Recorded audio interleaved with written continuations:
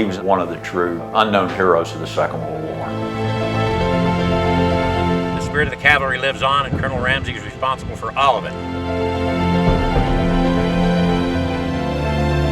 He was a big part of American history that people don't know about.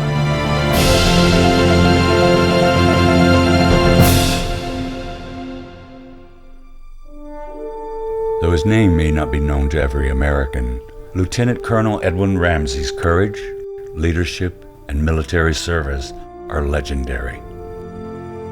Edwin Price Ramsey was born in Illinois in 1917 and raised in Wichita, Kansas. His sister Nadine would later become one of America's first female pilots. But Ed had a more difficult path to greatness. When he lost his father at age 12, he became sullen and rebellious. He was kind of a hellion as a young man in the 30s. I was a little on the rambunctious side.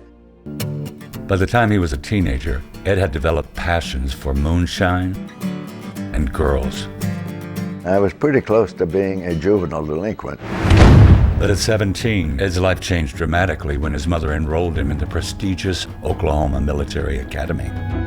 He always had an interest in horses, and Oklahoma Military Academy was a horse cavalry school at the time, and so he really took to it. Ed became an expert horseman and skilled polo player.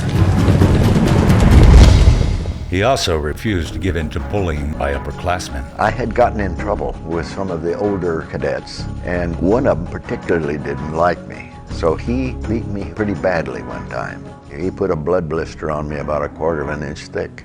A few weeks later, I found a dead rattlesnake out in the fields, and I put it into his bed one night. I heard a scream, and he almost died. I got even.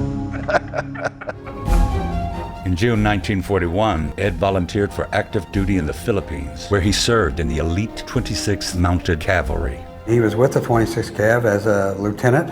For 6 months, Ed enjoyed the life of an Army officer during peacetime. Being assigned to the Philippines in those days as an Army officer was considered to be very nice duty. Remember, I was a bachelor, early 20s, and I had a ball. But everything changed on December 7th, 1941. A date which will live in infamy.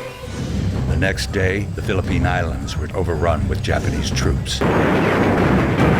Suddenly, this really idyllic existence was just ripped out from under them. A little over a month later, on January 16th, 1942, Ed was ordered to take a platoon of Philippine scouts to the coastal village of Morong. The loyalty of the Filipinos could not be stressed enough. They were outstanding. Ed and his platoon were on patrol, and they encountered a Japanese battalion. So I ordered a charge of the unit that I was with. It's classic cavalry. It's firepower, mobility, and the shock effect of the charge. Can you imagine that kind of job on a horseback? It was crazy, but that's how I happen to have led the last cavalry charge in the history of the United States Army.